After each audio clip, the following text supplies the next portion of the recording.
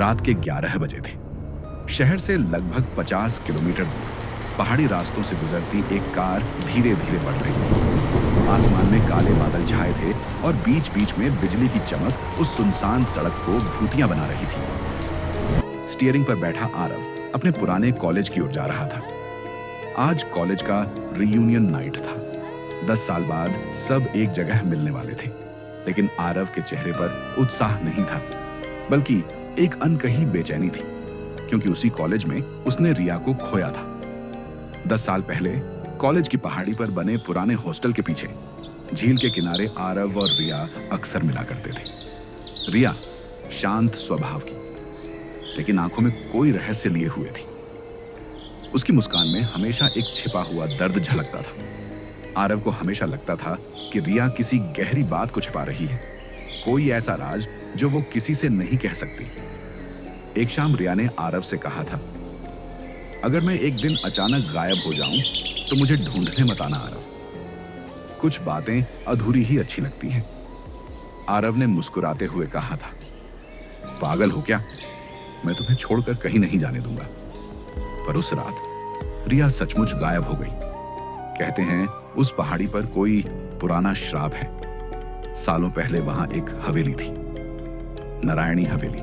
उस हवेली की मालकिन देवयानी किसी अमीर अंग्रेज व्यापारी से प्यार करती थी, लेकिन वो व्यापारी उसे धोखा देकर किसी और से शादी कर गया। गुस्से और दर्द में देवयानी ने अपने प्राण वहीं हवेली में त्याग दिए, पर जाते जाते कहा था, जिसने भी प्यार में धोखा दिया उसकी आत्मा इस पहाड़ी में सड़ती रहेगी। उसके बाद से वहां कई अजीब हादसे हुए, कई छात्र गायब हुए, कुछ की लाशें मिली और कुछ की आज तक नहीं। रिया भी उन्हीं में से एक थी। अब 10 साल बाद उसी रास्ते पर आरव जा रहा था। सड़क पर कोहरा गहराता जा रहा था। हवा में ठंडक के साथ अजीब सी सड़ांध थी। अचानक कार का इंजन बंद हो गया। आरव ने कार से बाहर निकलकर देखा, सामने वही पुराना रास्ता था जो हवेली तक जाता था। उसने महसूस किया कि झील की दिशा से कोई धीमी सी आवाज आ रही है, जैसे कोई रिया रिया कह रहा हो। आरव का दिल तेजी से धड़कने लगा। यह मेरी कल्पना है, उसने खुद से कहा, लेकिन कदम अपने आप झील की ओर बढ़ गए। झील शांत थी, पर उसकी सतह पर धुंध के घेरे बन रहे थे। आरव ने टॉर्च जलाई और अचानक उसने देखा, झील के किनारे रिया का दुपट्टा पड़ा था। वही नीला दुपट्टा जो उसने उस आखिरी शाम पहना था। आरव के शरीर में सिहरन दौड़ गई। रिया, उसने पुकारा, लेकिन जवाब में हवा ने जैसे कोई सिसकी छोड़ी। आरव ने पीछे मुड़कर देखा, कोई नहीं था। फिर भी उसे लगा कोई उसका पीछा कर रहा है। हर झाड़ी, हर पेड़, हर परछाई उसे ताक रही थी। झील के पास से एक टूटी पगडंडी जाती थी, सीधे नारायणी हवेली तक। आरव जैसे किसी अंधे जादू में बंध गया था। उसने टॉर्च उठाई और हवेली की ओर चल पड़ा। हवेली अब खंडहर बन चुकी थी। दीवारों पर बेलें लिपटी थीं, खिड़कियों के शीशे टूटे हुए थे और हवा हर दरार से सिसकती हुई गुजरती थी। गेट पर लगा ताला टूटा हुआ था। अंदर कदम रखते ही उसे हल्की सी चमेली की खुशबू महसूस हुई, वही जो रिया लगाया करती थी। रिया, उसने धीमे से पुकारा। अचानक ऊपर की मंजिल से किसी के चलने की आवाज आई। धीरे धीरे हर कदम की ध्वनि जैसे उसके दिल पर पड़ रही थी। आरव ऊपर गया तो देखा, दीवार पर कई पुरानी तस्वीरें टंगी थीं, सब धूल और मकड़ी के जालों में लिपटी हुई। पर एक तस्वीर पर उसकी नजर ठहर गई। वो थी देवयानी की तस्वीर, हवेली की मालकिन। लेकिन तस्वीर में कुछ अजीब था। देवयानी के पीछे एक धुंधला चेहरा दिख रहा था, और वो चेहरा रिया का था। आरव पीछे हट गया। ये कैसे संभव है? तभी कमरे का दरवाजा अपने आप बंद हो गया। टॉर्च बुझ गई और चारों ओर अंधेरा छा गया। अंधेरे में हल्की हल्की फुसफुसाहटें सुनाई देने लगी, कभी पास, कभी दूर। कभी कोई कहता, वो लौट आया। कभी कोई हंसता, प्यार या सजा। आरव ने मोबाइल की फ्लैशलाइट ऑन की, लेकिन उसी क्षण सामने दीवार पर एक परछाई उभरी, किसी लड़की की, लहराते बालों वाली। और फिर अचानक वो परछाई जीवित हो गई। वो रिया थी, पर उसकी आंखें काली थीं, चेहरा पीला और होठों पर हल्की मुस्कान। रिया, आरव चिल्लाया और उसकी ओर बढ़ा। तुम जिंदा हो? रिया ने धीमे स्वर में कहा। मैं मरकर भी जिंदा हूं आरव, रिया ने आगे बढ़ते हुए कहा। उस रात मैं हवेली आई थी। मुझे सच जानना था।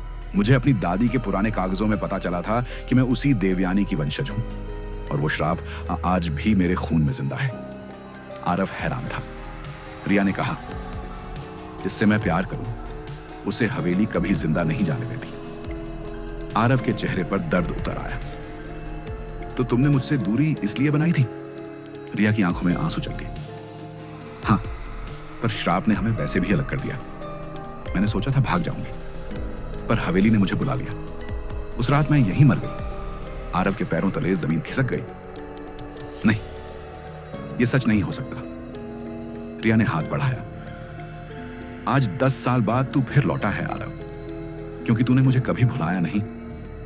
लेकिन अब जाने की इजाजत तुझे नहीं मिलेगी। जैसे ही रिया ने उसका हाथ पकड़ा, हवेली में तूफान उठ गया। दरवाजे अपने आप बंद हुए, खिड़कियां टकराईं और हवेली के हर कोने से चीत्कारें गूंजने लगीं। दीवारों से परछाइयां ने निकलकर उनके चारों ओर घूमने लगी। रिया बोली, ये सब वही आत्माएं हैं जिन्हें धोखा मिला, जिनका प्यार अधूरा रहा। आरव ने उससे विनती की, रिया, मैं तुम्हें बचाने आया हूं, तुम्हें मुक्त करने। रिया की मुस्कान दर्द भरी थी। अब मुक्ति तेरे जाने से ही होगी। उसने अपने हाथ से एक पुराना ताबीज निकाला। यह ताबीज मेरे खून से बंधा है, इसे तोड़ दे, तभी हम दोनों आजाद होंगे। आरव ने ताबीज को कसकर पकड़ा। अगर मैं इसे तोड़ दूं तो तू? रिया ने मुस्कुराकर कहा, फिर मैं हमेशा के लिए मिट जाऊंगी, लेकिन तू जिंदा रहेगा। आरव की आंखें भर आईं। तो मैं कैसे जीऊंगा तुम्हारे बिना? रिया बोली, जैसे मैं तेरे बिना मरी। एक गहरी सांस लेते हुए आरव ने ताबीज को तोड़ दिया। हवेली में अचानक प्रकाश फैल गया। रिया की देह हवा में घुलने लगी। उसकी मुस्कान धीरे धीरे मिट गई। धन्यवाद आरव। उसकी आवाज जैसे धुंध में विलीन हो गई। सुबह की किरणें हवेली की टूटी खिड़कियों से भीतर आईं। आरव वहीं फर्श पर बेहोश पड़ा था। जब वह उठा तो सब शांत था। हवेली मानो सदियों से वीरान पड़ी हो। वो बाहर आया, झील तक गया और वहां उसे पानी पर एक हल्का नीला दुपट्टा तैरता दिखा, जैसे विदाई में लहरों ने उसे छोड़ा हो। आरव ने झील में झुककर कहा, रिया, मैं हर शनिवार यहां आऊंगा जब तक हवा में तेरी खुशबू है। हवा ने उत्तर दिया, और मैं हर बार तेरे पास आऊंगी।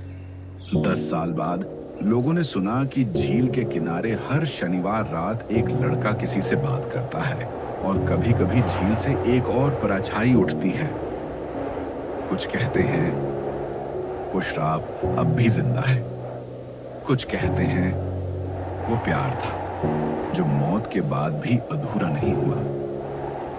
अंत या शायद एक नई शुरुआत।